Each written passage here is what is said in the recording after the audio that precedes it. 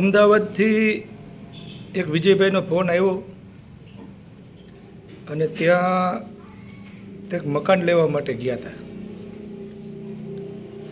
અને ત્યાંના બિલ્ડર છે કોઈક ચીમનભાઈ દેવળિયા કરીને.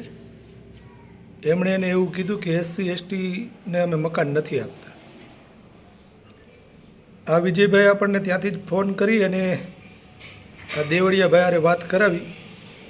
રેકોર્ડિંગ મૂકું છું, સાંભળો. અને એનું એવું કહેવાનું છે કે અમે અલગ સોસાયટી બનાવીએ છીએ. તો ભાઈ SC ST માટે અલગ સોસાયટીઓ શા માટે? અમારે કોઈની યારે કાંઈ વેરઝેર નથી, બરાબર. અમારે બધીની યારે શાંતિથી રહેવું છે. તો તમે અમને નોખા શા માટે તારવો છો ને અમારથી આટલી બધી તકલીફ તમને શા માટે? આ વિજયભાઈનો નંબર આમાં નાખું છું અને હમણાં વિજયભાઈને પોલીસ સ્ટેશન મોકલ્યા છે આપણે આ બાબતે ફરિયાદ કરવા. અને ત્યાંથી જે કંઈ વિગતો આવશે એ પાછા જાહેર કરશું. ત્યાં સુધી વિજયભાઈને સપોર્ટ કરવા માટે ફોન કરજો. અને વિજયભાઈ પાસેથી એવું થાય જો કે હું હમણાં માગું છું આ ચીમનભાઈ દેવળિયાનો નંબર અથવા તો એના પ્રોજેક્ટના જે કાંઈ કાગળો હોય એ માંગી અને એમાંથી એનો નંબર લઈને એને ફોન કરીએ, જેથી એને ખબર પડે કે આવું ન કરાય. અમદાવાદમાં એક તો આવી રીતે બનાવ બન્યો તો ત્યારે એટ્રોસિટી એક્ટ મુજબ ફરિયાદ દાખલ થઈ છે. ચીમનભાઈ માથે દાખલ ન થાય એવી મારી પ્રાર્થના છે. એ પહેલાં ચીમનભાઈ સુધરી જાય તો સારું. સાંભળો. હેલો. હા વસંતભાઈ, હાજી, કોણ? નમસ્કાર. નમસ્કાર. અમદાવાદથી વિજયભાઈ બોલું, બોલો બોલો. અનુસૂચિત જાતિ. જી. હવે એક જગ્યાએ હું ફ્લેટ લેવા નીકળ્યો હતો અત્યારે, હા હા. તો કે SC ST વાળાને આપતા નથી અમે કે બિલ્ડરે કીધું? પોતે. હા, બિલ્ડરે અત્યારે એવું મને વાત કરી. કોણ છે બિલ્ડર? કોણ છે? એક જ મિનિટ આપું એમને કોલ બિલ્ડરને. આપણને આપણને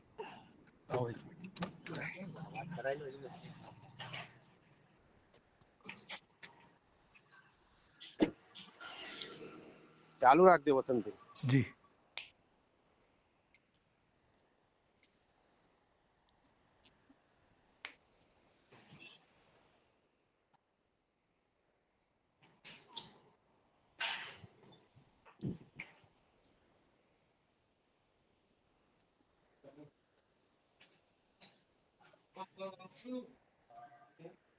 કોને? એક મિનિટ વાત કરો. વાત તો કરો. વસંતભાઈ છે. કોણ વસંત? વાત તો કરો તમે. હા, કોણ? હેલો. હા બોલો. જી, કોણ બોલો છો? ચીમનભાઈ ચીમનભાઈ દેવળિયા. ચીમનભાઈ વસંત ચાવડા બોલું છું, ગુજરાત ભીમ આર્મી ઉપપ્રમુખ. શેમાંથી? ભીમ આર્મી ઉપપ્રમુખ છું ગુજરાતનો. હા હા, એક મિનિટ ચાલુ રાખો, આપું છું.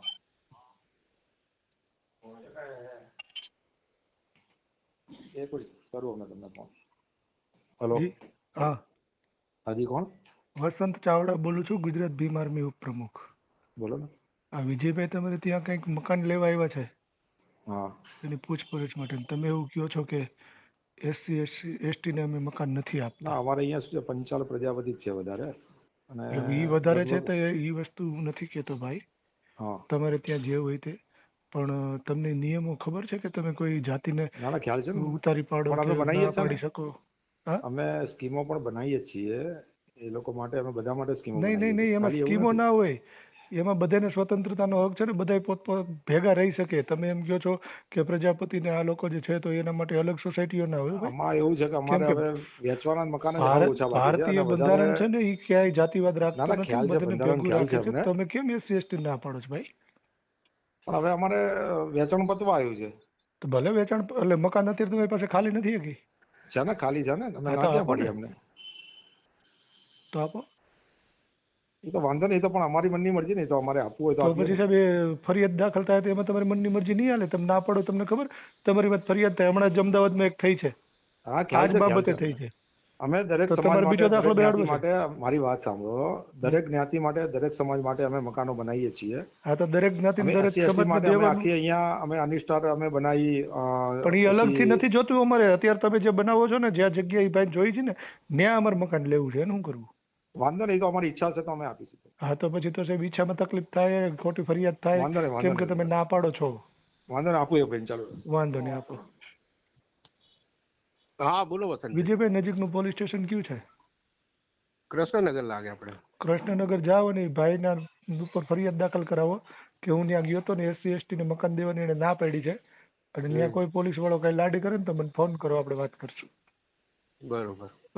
ફરિયાદ કરી દાખલ કરાવો કે મને ના પાડી કે તમારી સમાજને અમે મકાન નથી આપતા, તમારા માટે અમે અલગ બનાવીએ છીએ. તો ભાઈ અલગ શા માટે?